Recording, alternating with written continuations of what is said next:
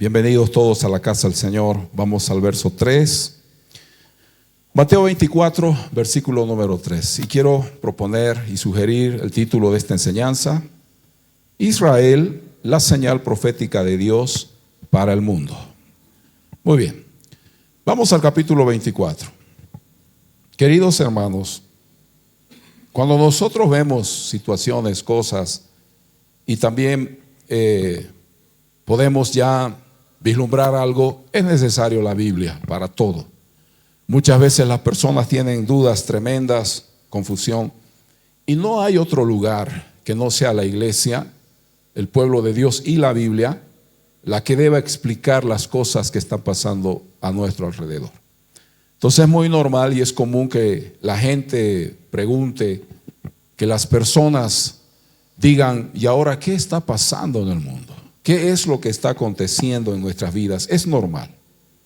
Bueno, déjeme decirle que no existe otro lugar que no sea la palabra de Dios para comprender estas cosas.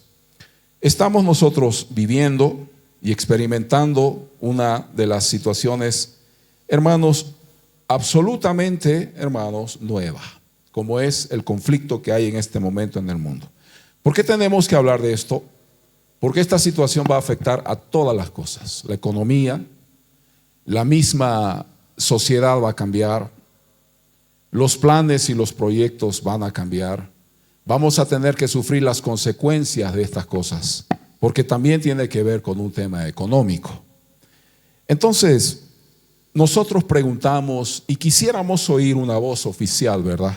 Quisiéramos saber qué es lo que está pasando. Entonces, para eso Jesús nos dio su palabra y nos dijo, hermanos, que escudriñemos las Escrituras, porque a nosotros siempre nos iba a parecer que en ellas tenemos la vida. Entonces, un cristiano que lee la Biblia, que estudia, que se preocupa, que está consultando, que está escudriñando, va a saber con exactitud lo que está pasando en el mundo. Y dice la misma Biblia que la palabra de Dios es lumbrera en nuestro camino, es decir, que no podemos perdernos si estamos en la Escritura, ¿verdad? Diga un fuerte amén, por favor. Ahora vaya conmigo al capítulo 24, le decía, de Mateo, y vamos a comenzar desde el verso 3. Israel siempre va a ser el reloj. Israel va a ser, hermanos, el pueblo de la profecía al que nosotros debemos mirar siempre. Siempre los ojos puestos en esta nación, porque dependerá mucho de lo que Israel esté viviendo para saber dónde estamos, hermanos. Verso 3 dice: y estando él sentado en el monte de los olivos, los discípulos se le acercaron aparte diciendo: dinos, ¿cuándo serán estas cosas? ¿Y qué señal habrá de tu venida y del fin del siglo? Respondiendo Jesús les dijo: mirad que nadie os engañe, porque vendrán muchos en mi nombre diciendo: yo soy el Cristo, y a muchos se engañarán, y oiréis de guerras y rumores de guerras. Mirad que no os turbéis, porque es necesario que todo esto acontezca. Diga por favor, pero aún no es el fin. Seguimos. Porque se levantará nación contra nación y reino contra reino, y habrá pestes y hambres y terremotos en diferentes lugares, y todo esto será principio de dolores. 9. Entonces os entregarán a tribulación y os matarán, y seréis aborrecidos de todas las gentes por causa de mi nombre. Muchos tropezarán entonces y se entregarán unos a otros, y unos a otros se aborrecerán. Y muchos falsos profetas se levantarán y engañarán a muchos. Y por haberse multiplicado la maldad, el amor de muchos se enfriará. Mas el que persevere hasta el fin, fuerte, este será salvo. Y el último, el 14. Y será predicado este evangelio del reino en todo el mundo para testimonio a todas las naciones, y entonces vendrá el fin. Voy a empezar de atrás o por la parte posterior. Jesús está diciendo que aunque sucedan muchas cosas, mis hermanos, Y aunque veamos que el mundo está en caos y absolutamente en tinieblas, nosotros tenemos que enfocarnos en una sola cosa: predicar el evangelio en todo el mundo. Digan fuerte amén. Pero pastor, el hambre, las guerras, los terremotos, las pestes. No, Jesús no dijo que nos enfoquemos en esas cosas, porque serían partes, señales. Cuando hablamos de señales, estamos hablando de un anuncio previo. Esas son las señales. Pero Jesús dijo: y se predicará este evangelio en todo el mundo, y entonces, ¿qué cosa? Vendrá el fin. Entonces, ¿en qué nos vamos a enfocar? ¿En los grandes problemas, en los conflictos mundiales, en las pestes y hambres que dice la Biblia? ¿O vamos a enfocarnos en nuestra tarea y misión principal, que es anunciar a Jesucristo? Bueno, el Señor estaba, hermanos, también en una situación bastante difícil, pero Él pudo explicar con exactitud las cosas que van a acontecer en el último tiempo. Obviamente que como nosotros, los judíos y sus discípulos también tenían dudas, tenían sus preguntas, hermanos. También ellos decían: por favor, Señor, explícanos, porque no sabemos, nadie nos ha enseñado, nadie jamás ha explicado cómo será el desenlace de la historia humana. Por favor, explícanos, Señor. Y es ahí donde nuestro Dios va a desarrollar, hermano, esto es escatología, ¿no? Es el tiempo final, es, hermano, la enseñanza de los últimos tiempos.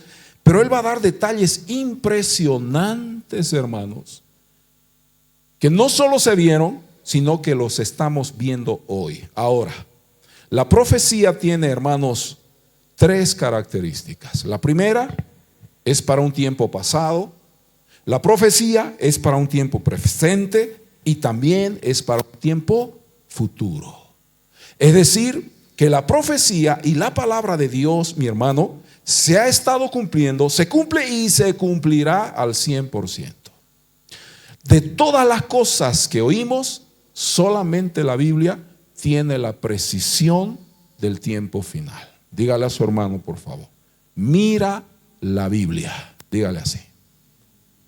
Es que algunos hermanos nos salen con cada cosa: pastor, es que dice Nostradamus.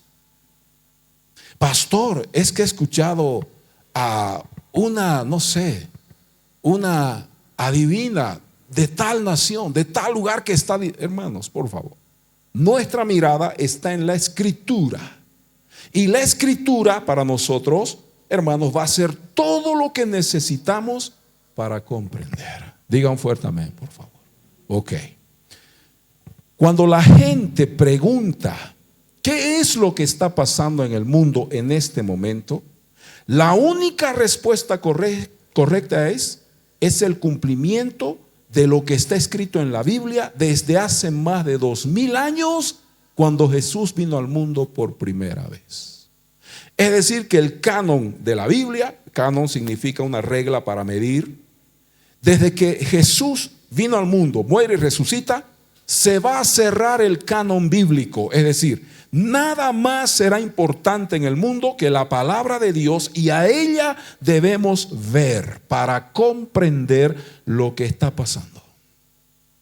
Escúchenme, hermanos, la verdad es que después de Jesús nace, dice, en el año 4 antes de Cristo, y a partir de ahí hasta el año 27, 28 quizás del Señor, Él ha de cumplir una función. Pero su gran tarea, la misión redentora de Jesús, comenzaría después de los 30 años. Es decir, que Jesús comienza, hermanos, a cumplir el propósito por el cual había venido al mundo. Su tarea fundamental: salvar al hombre de sus pecados. ¿Cuál es la tarea más importante de Dios en el mundo? Salvarte a ti y salvarme a mí. Mírale a su hermano y dígale eso: Jesús vino por ti. Esa fue, hermanos, la tarea primaria del Salvador. Pero la segunda tarea de nuestro Señor fue dejarnos, hermanos, su libro, su escritura, sus enseñanzas como lumbrera en nuestro camino. Jesús dijo: yo les voy a enviar al Espíritu Santo para que cuando Él venga les revele completamente mi palabra y ustedes entiendan muy bien lo que ella quiere decir y no se me pierdan en el camino. No se me desvíen por enseñanzas falsas o enseñanzas que salen de cualquier otro lugar que no sea mi palabra. Entonces Jesús dijo: vayan por todo el mundo y hagan discípulos. Hermano, el discipular es enseñar. Entonces la tarea de la iglesia es enseñarle a las personas lo que la Biblia dice y lo que el Señor nos ha enseñado para que estemos preparados.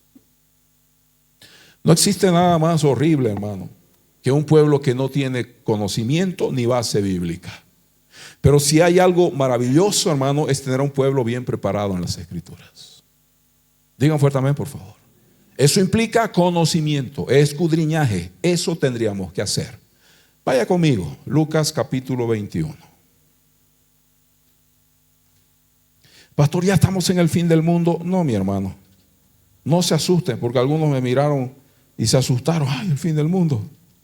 Todavía, hermano.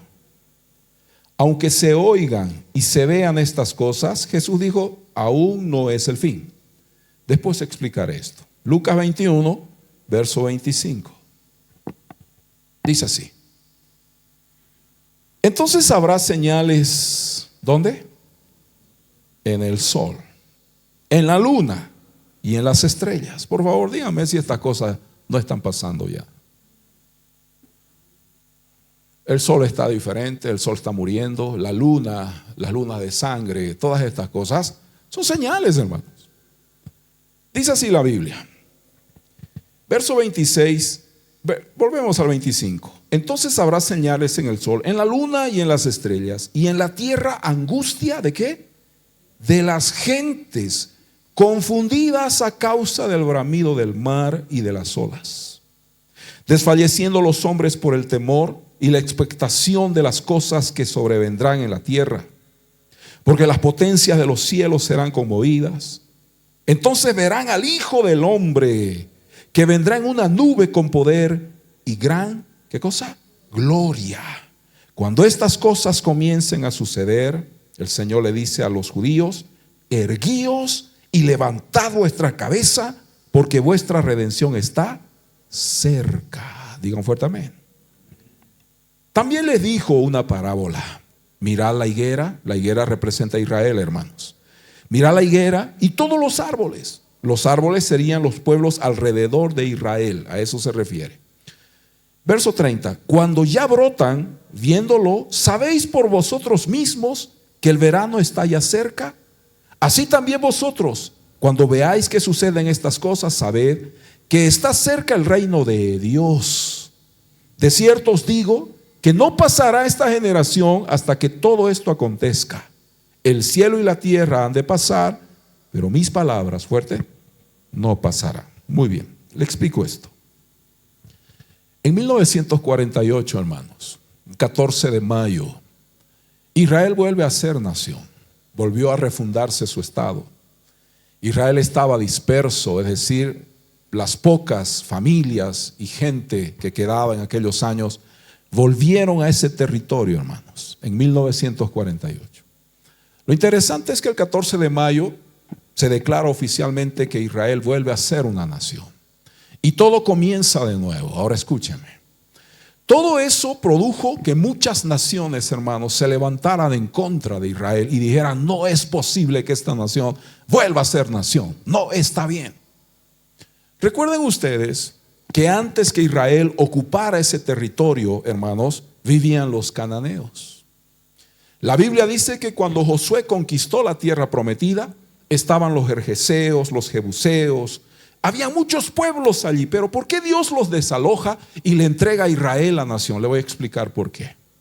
Porque los cananeos eran pueblos, hermanos, idólatras, paganos, eran pueblos rebeldes, eran pueblos, hermanos, entregados a la maldad. Entonces Dios, que siempre ha tenido misericordia del ser humano, les dio oportunidades para que ellos se volvieran al Señor. Pero ellos nunca quisieron. Miren, hasta dónde llegó la maldad del cananeo. El cananeo se prostituyó. Es decir, que el cananeo, hermanos, dijo: no solamente vamos a aceptar las uniones de hombre y mujer, sino que vamos a tener una serie o una diferencia, no solo hombre y mujer. Haremos lo que nosotros querramos. Se corrompieron, hermano, la homosexualidad, el pecado, la promiscuidad. Eso no es de hoy. Eso siempre estuvo ahí. Pero no solo eso, los cananeos dijeron: No solamente tendremos 1, 2, 3, 4, 5, 6 o 10 dioses, tendremos muchos dioses. Y ellos comenzaron a adorar y, hermanos, crear sus propios dioses, sus deidades paganas. ¿Y saben qué hicieron ellos? Dijeron, no es suficiente tener muchos dioses, ahora les ofreceremos sacrificios. ¿Y qué hicieron, hermanos? Ellos comenzaron a sacrificar niños vivos. Y a su gran dios Moloch, que fue, hermanos, un demonio, ellos les ofrecían, hermanos, y quemaban vivos a sus niños. La desaparición, el secuestro de niños era algo normal en aquellos días. Pero no solo eso, los cananeos dijeron, estamos hartos de ofrecer niños a Moloch, ahora ofreceremos a nuestras doncellas. Es decir, ofreceremos a nuestras mujeres vírgenes a nuestras deidades. Y comenzaron a sacrificar mujeres a sus deidades. Entonces Dios dijo, ¿sabes qué, Moisés? Estoy harto del cananita o del cananeo, y su pecado ha llegado hasta lo sumo, que cuando ustedes vayan a esa tierra, quiero que los exterminen. ¿Por qué? Porque son una generación perversa.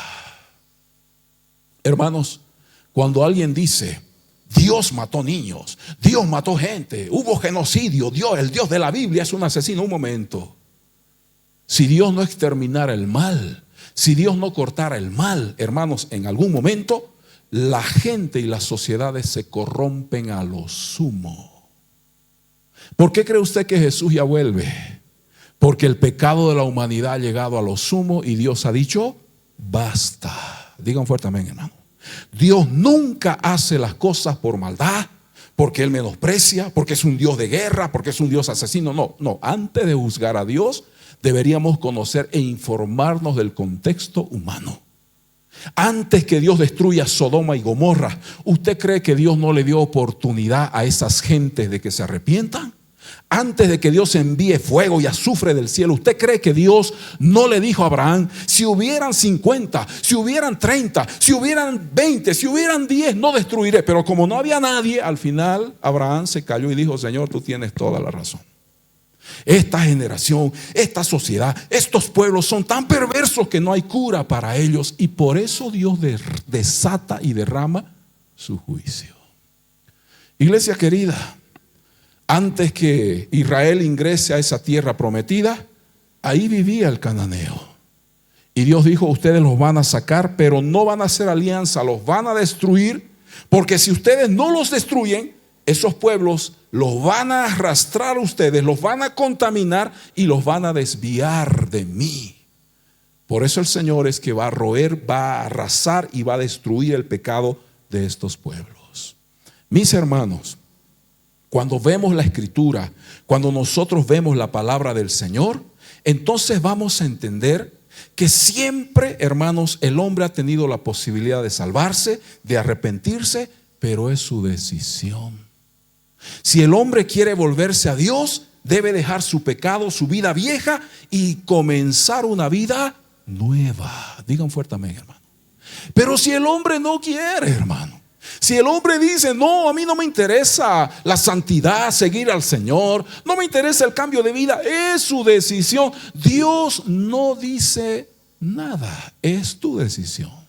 Pero yo ya puse a mi hijo en una cruz, yo ya envié a un Salvador para que Él te dé vida eterna. Es tu decisión. Si tú quieres seguir en pecado, es tu vida, es tu decisión. Pero si tú quieres una vida eterna, ven a Jesús y cambia para siempre tu conducta y tus decisiones. Digan fuerte amén. Es libre, hermano. Nadie está obligado a seguir al Señor. No es una obligación ser salvo. El ser humano también tiene la decisión en sí para tomar ese camino de volver su corazón al Señor. Ahora escuchen, hermano. Desde los tiempos bíblicos hasta nuestros días, siempre Israel tuvo enemigos. Voy a explicar esto, hermano, porque mucha gente condena a Israel. Dicen, pero Israel es el que ha atacado. Israel es el que ha hecho daño, ha enviado bombas, ha enviado misiles. Israel es el que está matando gente. Un momento. Usted tiene que saber el contexto de la Biblia. La Escritura dice que cuando Israel salió de Egipto, hermano, ellos estaban camino a la tierra prometida. Había un lugar, un territorio donde ellos necesitaban, hermanos, pasar.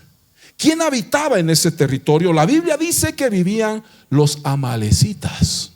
Y los amalecitas son descendientes de Amalec, y Amalec es nieto de Esaú, el hermano de Jacob. Entonces eran parientes cercanos, o digamos, ¿no?, un poquito lejanos ya, pero eran parientes. Amalec con Israel eran hermanos como primos. E Israel necesitaba pasar por ese territorio. Israel necesitaba, hermano, cruzar ese valle para llegar a la tierra prometida. Pero Israel dice: pidamos permiso. No sea que los amalecitas piensen que los estamos invadiendo. Vamos a pedir permiso. Se envía una comisión, un grupo de personas, y le dicen: señores, nosotros venimos de parte del Señor, estamos saliendo de Egipto y estamos solo de paso por su territorio, porque estamos yendo a la tierra de Canaán. ¿Podemos por favor pasar? Venimos en son de paz. No tenemos nosotros intención de guerra, nada, solo queremos pasar. Y el territorio nos obliga, la geografía nos obliga a pasar por aquí, porque si no pasamos por este valle, vamos a tener que rodear la tierra y perderemos muchos días, muchos kilómetros. Será difícil la travesía. Por favor, ¿nos pueden dejar pasar? ¿Qué hizo Amalec? Dijo Amalec: no, por acá no me pasa nadie. Por aquí nadie va a pasar. Y ellos dijeron: pero nosotros solo somos campesinos, somos esclavos, hemos salido de Egipto, recién el Señor nos libró, solo queremos pasar, por favor déjenos pasar, tenemos hambre, estamos cansados, hay ancianos, hay mujeres, hay embarazadas, por favor déjenos pasar, solo pasaremos y nos alejaremos para siempre. No van a pasar por acá. Entonces Israel dijo: está bien. Entonces hay que marcar de nuevo el itinerario, busquemos otro camino, otra forma de llegar a la tierra prometida. Y hermanos, Moisés, ¿no?, a la cabeza, liderando este pueblo, determinan, hermanos, rodear toda esa tierra para poder llegar a la tierra prometida. Entonces siempre una caravana tiene una cabeza, ¿no? Los principales van al frente, los líderes, qué sé yo, los ancianos, las personas que están en el gobierno, las personas que van a, qué sé yo, hermanos, guiar el camino por delante. ¿Y quiénes van por atrás? ¿Quiénes quedan atrás o los rezagados? ¿Quiénes son? Ancianos, las mujeres, los niños, los enfermos. Entonces Israel se fue, hermano, y por atrás venía toda esa multitud de personas que estaban, hermanos, no en las mismas condiciones. Ok. Y estaban yendo, la cabeza estaba por delante. Ya la caravana, hermano. ¿Sabe qué hizo Amalec? Ataquemos ahora. ¿Qué se puede? Están vulnerables. Atrás están los ancianos, las mujeres, los niños. Ataquemos. ¿Sabe qué hizo Amalec? Se fue contra Israel, hermano, y por la retaguardia provocó asesinato y muerte, hermanos. De tal forma que este pueblo, siendo parientes de Israel, no tuvo misericordia a este pueblo y mató a las mujeres, las violaron, las asesinaron, a los ancianos, a los niños. Hermanos, fue impresionante lo que sucedió a Israel, hermano. Dice la Biblia, porque Dios dijo: cuando estabas cansado, cuando tenías hambre, cuando estabas agotado, Amalec fue contra ti.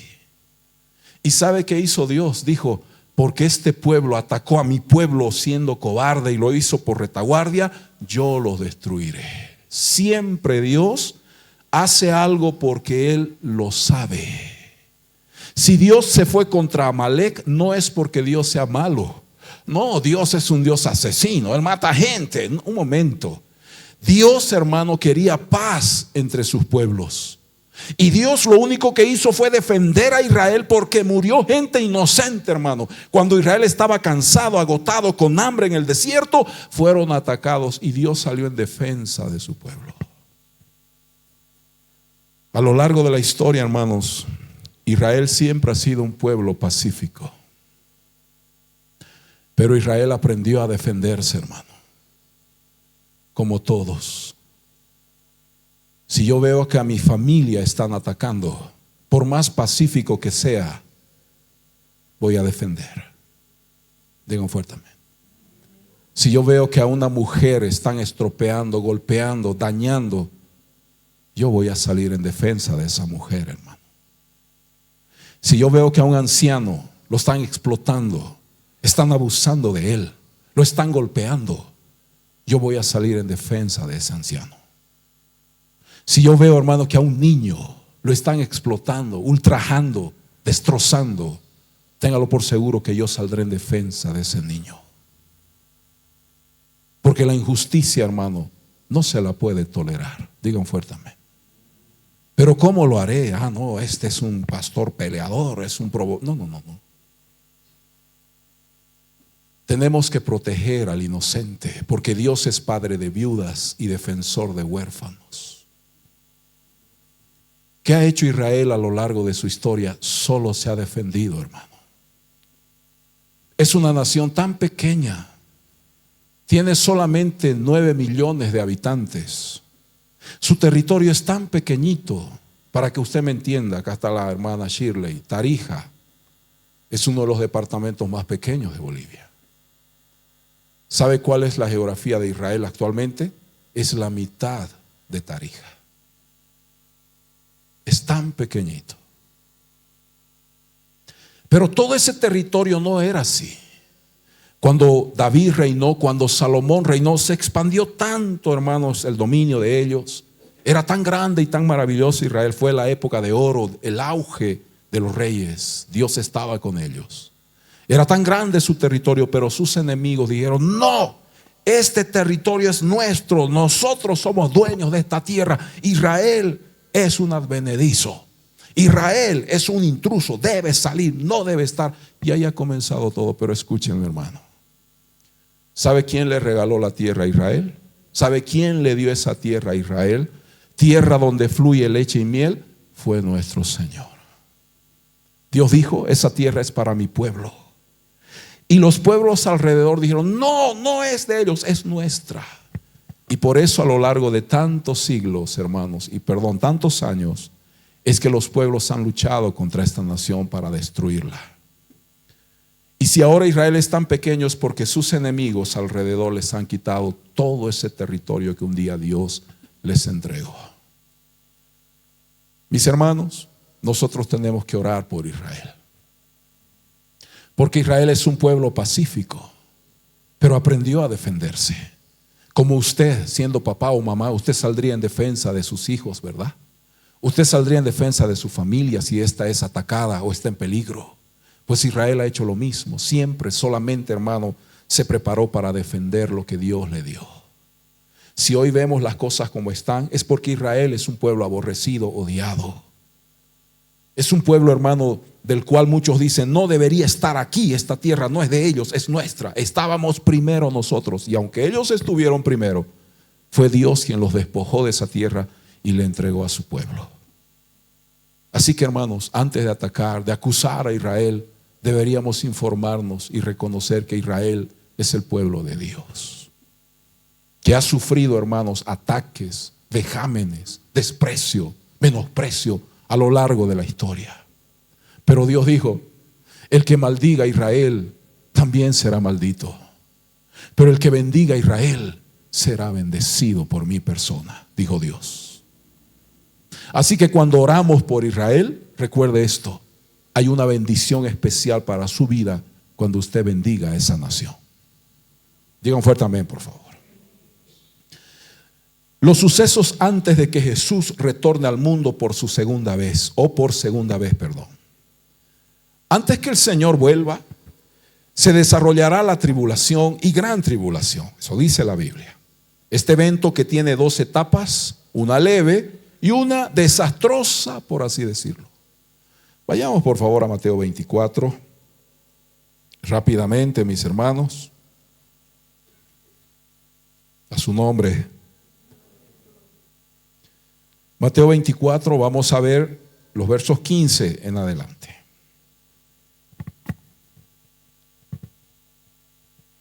Por tanto, cuando veáis en el lugar santo la abominación desoladora de que habló el profeta Daniel, el que lea entiende, el que lee entienda, entonces los que estén en Judea huyan a los montes.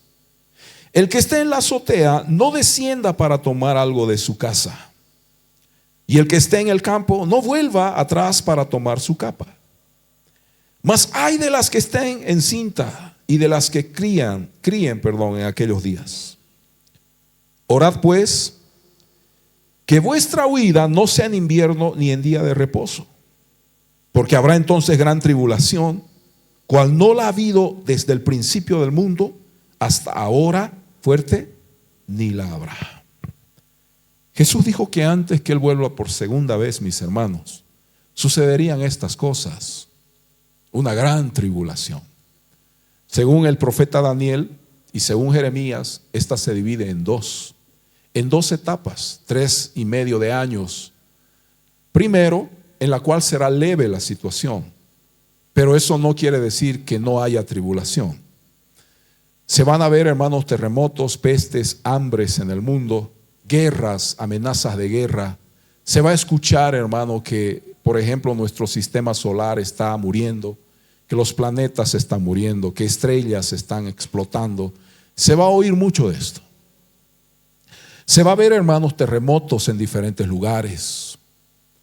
Vamos a tener, por ejemplo, noticias de que en alguna parte del mundo maremotos, tsunamis y cosas así están sucediendo. Vamos a oír, hermanos, que han aparecido virus, bacterias, que la gente está muriendo. Vamos a escuchar todo el tiempo estas cosas. Jesús dijo que antes de que Él vuelva, era necesario que esto acontezca. Pero también dice en Mateo 24 que esto sería principio de dolores. Los principios de dolores anuncian ¿qué cosa? El nacimiento de una criatura. Los principios de dolores son las características, hermanos, o es la característica normal antes de un parto. Eso no se puede evitar, eso es parte de la naturaleza y así Dios lo hizo. Entonces, cuando una mujer va a dar a luz, antes de eso tiene que tener dolores y contracciones previas. Pero eso, hermano, no es para siempre, son cuestiones, o es una cuestión de tiempo, horas quizás, hasta que viene el parto, hasta que llega y nace la criatura. Jesús dice, hermanos, que antes que sucedan todas estas cosas de la segunda venida, entonces veríamos señales en el cielo y en la tierra. Cada vez que yo escucho una noticia que hay un volcán, bueno, estaba muerto y despertó, son las señales de humo, las columnas de humo que Joel, el profeta, un día habló y mencionó. Ha habido un terremoto de 7.5, 5.2 en tal lugar, 6.8, 7.4, todo el tiempo. Estas cosas están en la Biblia, hermano. Todo eso está en la Biblia. Dice, hermano, que esto era una señal previa a la segunda venida del Señor. Y el Señor le dijo a su pueblo, cuando estas cosas estén sucediendo, huyan, escapen, vayan a las montañas, busquen refugio. Porque en esos 3.5 de años primero vendrá gran persecución, se levantará alguien que va a ir contra ustedes. Va a haber hambre en el mundo. Van a tener que sufrir las consecuencias de la maldad, del pecado, de las guerras. Tantas cosas van a haber, pero es solo el principio. Porque después viene la segunda mitad, o la segunda parte, mejor dicho, es decir, los 3.5 de años finales, a los cuales la Biblia denomina gran tribulación. Si sumamos 3.5 más 3.5, tenemos 7 años. Mis hermanos, eso nadie puede decir hoy. Nadie puede explicar con exactitud y decir, la tribulación comienza el año 2026 o ya comenzó el 2024, el 2020. No, el 2020 empezó con la gran pandemia. No, ya va a empezar. Nadie tiene certeza. Lo único que sabemos es que esto va a suceder y en algún momento comenzará. ¿Qué estamos viviendo, pastor? Estamos en los tiempos, hermanos, previo. Estamos en el momento exacto de los dolores de parto. Antes que la tribulación, hermanos, inicie en el mundo, también veremos cosas horrendas como las que ya están pasando. Por eso, hermanos, cuando Jesús habló de estas cosas, estaba revelando y enseñándole al mundo entero, no solo a nosotros, que esto va a suceder porque todo tiene su tiempo. El tiempo, hermano, de bonanza, los tiempos agradables y bonitos, ya son historia. El 2016, 2017 nosotros en esta congregación dijimos, hay que preparar a la iglesia y enseñar lo que va a suceder en los tiempos finales. El 2017 comenzamos a enseñar y teníamos acá data display, teníamos dinámicas para explicarle a los hermanos muchas cosas de lo que estaba sucediendo y sucedería en el mundo. Y nosotros dijimos esto: las cosas no van a mejorar, hermanos. Las cosas no van a cambiar para bien. Habrán cambios en el mundo. Van a haber situaciones muy novedosas para todos, pero la situación no mejorará. Y hablamos de la economía. Y dijimos, la economía caerá, hermanos. Vendrá crisis mundial. Vendrá hambre. Pregunta para ustedes, estamos en el 2025. ¿No está pasando ya? Cuando yo, hermanos, me preocupo por esto, trato de investigar, de leer, de escuchar, de ver, también pregunto y digo, ¿la situación en el mundo está como en Bolivia? Quizás no como Bolivia, pero sí que hay crisis en todo el mundo. Todas las naciones con sus propios problemas, los políticos con sus propios problemas, todas las naciones con sus propias necesidades, pero en todo el mundo, hermanos, hay crisis y confusión. ¿Qué está pasando? Exactamente lo que Jesús mencionó en la Escritura que sucedería. Pero entonces, pastor, ¿qué tenemos que hacer? Pues prepararnos, hermanos, porque sabe, año que pase, la situación será peor. Esto no mejora ya, hermanos. Esto es irreversible. Incluso para nosotros, hermanos, como nación, 2014 y en adelante, 7 años de mucha prosperidad, de mucho crecimiento económico. Lo tuvimos, hermano. Mucho gas, mucho de esto y de aquello. Bolivia, hermano, estaba en un tiempo de auge, pero no supimos administrar.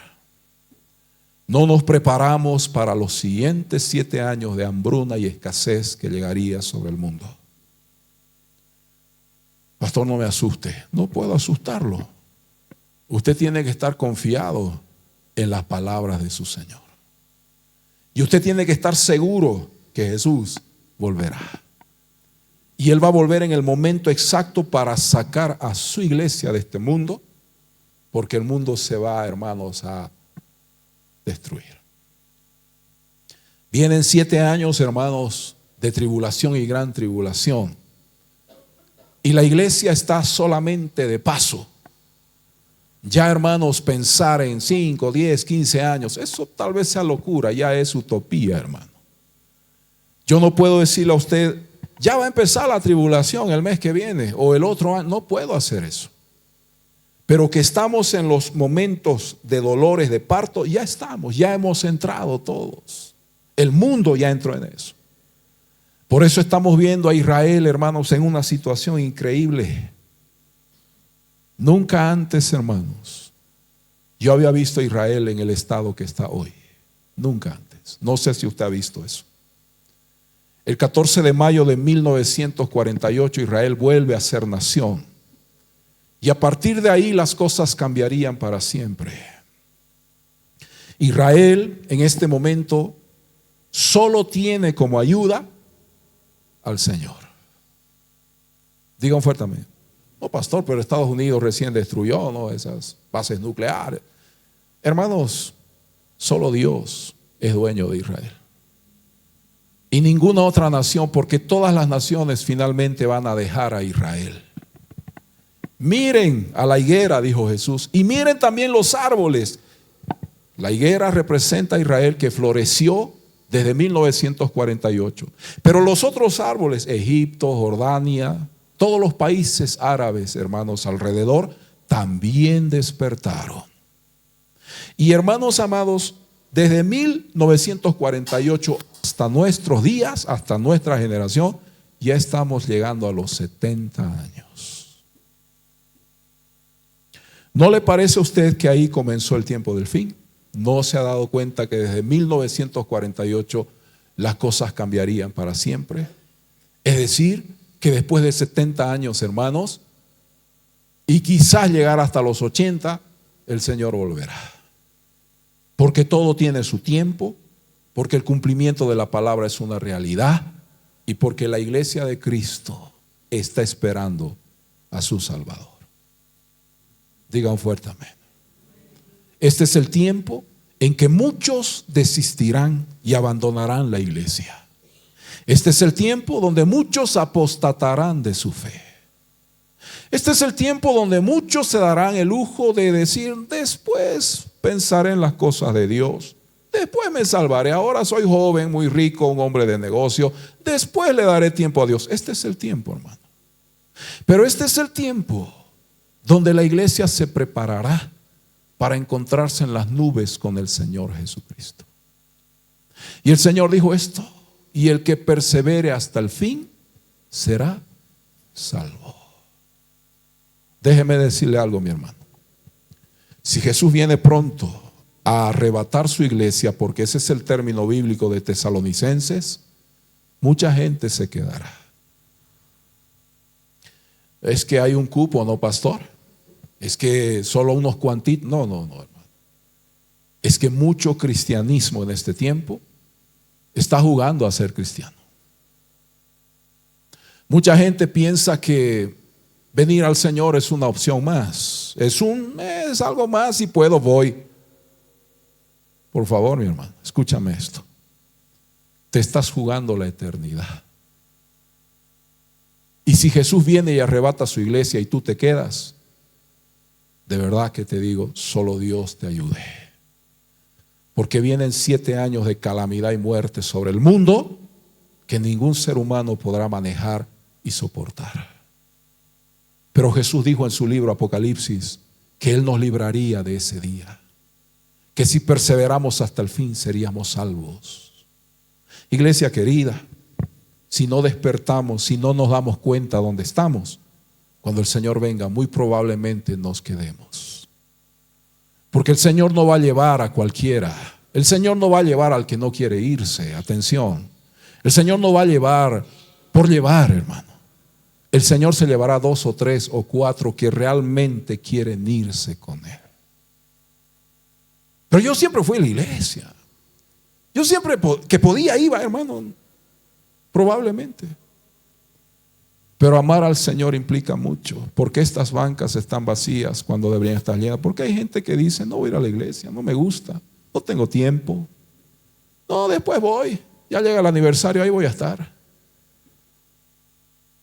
Hay gente que no ama al Señor. Y el que ama lo demuestra. Esposas, ¿se sienten amadas por sus esposos? Díganlo, hermanas. Ustedes mejor que nadie pueden dar testimonio. ¿Se sienten amadas por sus esposos? Es evidente cuando alguien es amado, ¿verdad? Pero por ahí alguien en este lugar me diría: pastor, yo no me siento amada. Aunque tengo un esposo, un cónyuge en mi casa, aunque tengo un compañero, pero no siento que me ame. ¿Verdad que se siente? ¿Verdad que se percibe si somos amados?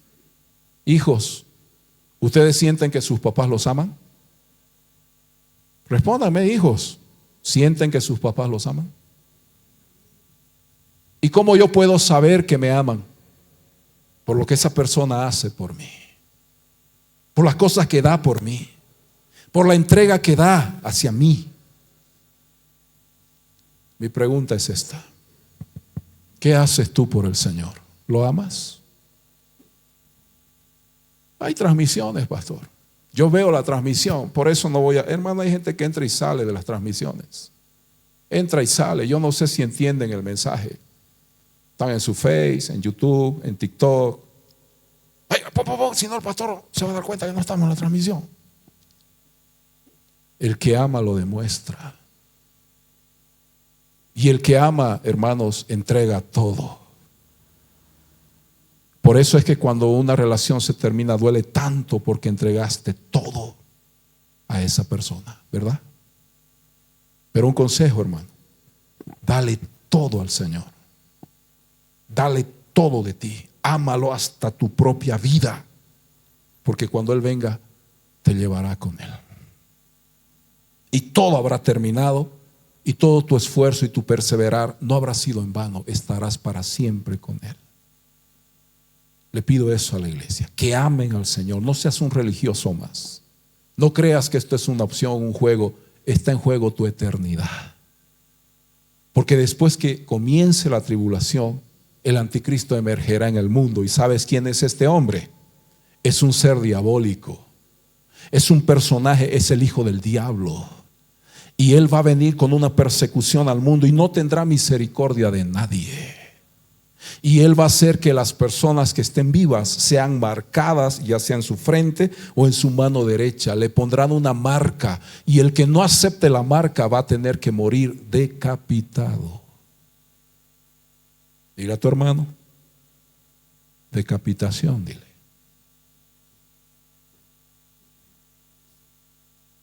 Hay videos en YouTube. ¿Qué hacer si nos quedamos en la tribulación? Dios mío. 7 sugerencias para los que nos quedemos. ¿Qué es eso? ¿Cómo burlar al anticristo si eras cristiano y te quedaste? Eso no existe, hermano. Vamos terminando. La manifestación del anticristo es una realidad. Segunda Tesalonicenses, rápido. Vamos al capítulo 2. Y vamos a ver los versos 1 en adelante. Segunda Tesalonicenses 2:1.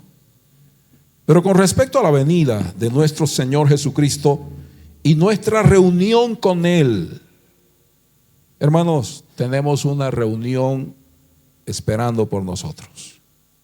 Dígale a su hermano, hay una reunión pendiente. Dígale así. Con el Señor, ¿verdad? Dice aquí. Pero con respecto a la venida de nuestro Señor Jesucristo y nuestra reunión con Él, os rogamos, hermanos, que no os dejéis mover fácilmente de vuestro modo de pensar. Ni os conturbéis, ni por espíritu, ni por palabra, ni por carta como si fuera nuestra, en el sentido de que el día del Señor está cerca.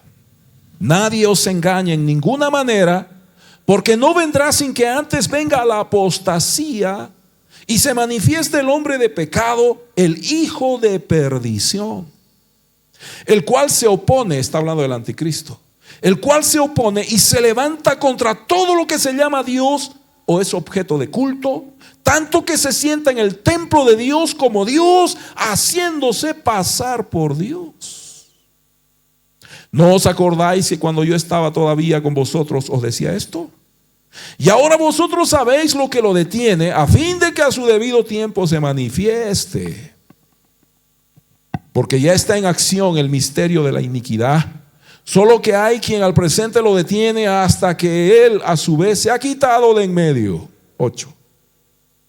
Y entonces se manifestará aquel inicuo, a quien el Señor matará con el espíritu de su boca y destruirá con el resplandor de su venida. Miren lo que dice la Biblia del anticristo. Inicuo, cuyo advenimiento es por obra de Satanás, con gran poder y señales y prodigios mentirosos, y con todo engaño de iniquidad para los que se pierden, por cuanto no recibieron el amor de la verdad para ser salvos.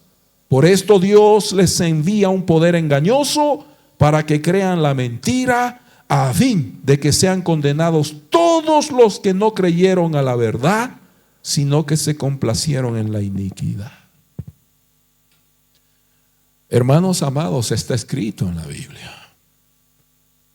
Millones y millones y millones de seres humanos se perderán. Pero dígame, ¿acaso Dios es malo? No, Dios es un tirano. ¿Acaso no se predica el evangelio?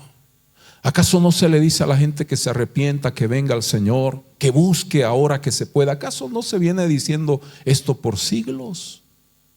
¿Acaso no está la iglesia con las puertas abiertas para que las personas se congreguen, vayan a escuchar la voz del Señor, su palabra, vuelvan su corazón? ¿Acaso, hermano, no estamos viviendo el tiempo de la gracia? Pero así como Dios un día cerró la puerta del arca con sus propias manos, así también la gracia un día se terminará. No juegues a ser cristiano, porque en esta iglesia nunca te hemos mentido. Si tú no amas al Señor, si tú no lo buscas y no lo esperas, no te vas a ir con Él. Lo mismo para mí. Si yo no tomo en serio mi servicio, mi amor al Señor, mi dedicación, seguro que me quedaré cuando Él vuelva. La verdad nos hace libres. Tú decides. Porque al final, hermano, todo esto terminará. Un día las puertas de las iglesias estarán cerradas y no habrán pastores. Y ese día, hermano, nadie te dirá, hermanito, conectate. Hermano, no se olvide que hay culto el domingo. No se olviden que el viernes hay oración. Hermano, vamos a orar. Por favor, por favor, por favor. Eso hacemos los pastores. Por favor. Pero no hemos encontrado en la Biblia la expresión, por favor, vengan a orar. Pero la gente no lo hace. Es que estoy cansado, no tengo tiempo, vivo lejos, es que el viento, la luna me incomoda, los murciélagos que pasan me estorban, por eso no voy. El que ama lo demuestra. Si tú amas al Señor, demuéstralo. Simplemente así, hermano. Porque después de esto la historia terminará. Y lo último, después de 1948, ese 14 de mayo que Israel fue establecido como Estado, hermanos, ha habido la primera guerra llamada árabe-israelí, 1948 inmediatamente, y 1949, estalló tras la declaración de Estado de Israel el 14 de mayo. Atacaron a Israel, Egipto, Siria, Jordania, Irak y el Líbano. Crisis del canal de Suez o guerra de Sinaí en 1956. El objetivo era recuperar la libre navegación por el canal de Suez. Guerra de los 6 días, 1967. Enfrentó a Israel con Egipto, Siria y Jordania en 6 días. Israel capturó Sinaí, Gaza, Cisjordania y Jerusalén y Altos del Golán. 4. Guerra de Yom Kippur en 1973. Egipto y Siria atacaron a Israel por sorpresa. 5. Invasión del Líbano en 1982. El objetivo fue destruir a la Organización para la Liberación de Palestina. 6. Segunda guerra del Líbano en el año 2006. Conflicto entre Israel y Hezbollah, grupo chiita y libanés. Hezbollah capturó soldados israelíes y los mató. Ahora, hermanos, de todas estas guerras que les estoy mencionando, ninguna de ellas ha sido como la que hoy está viviendo Israel. Ya estamos en el fin, no lo sé, hermano, no lo sé. Pero nunca antes yo había visto esto, hermanos. Y de verdad le digo, siento en mi corazón que el Señor viene pronto. Y el único país y nación que ha quedado para defender a Israel es los Estados Unidos. Pero los Estados Unidos desaparece de la profecía, hermano. Lo que vaya a pasar o cómo sea el fin de Estados Unidos, no lo sé.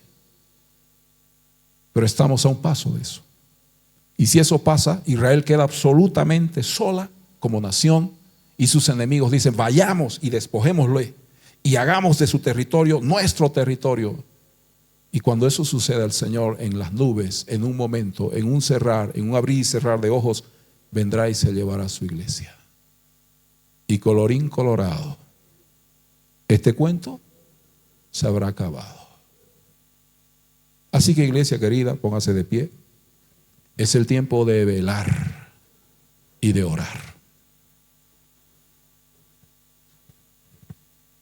Vamos a cerrar nuestros ojos, por favor. Le invito a usted a orar.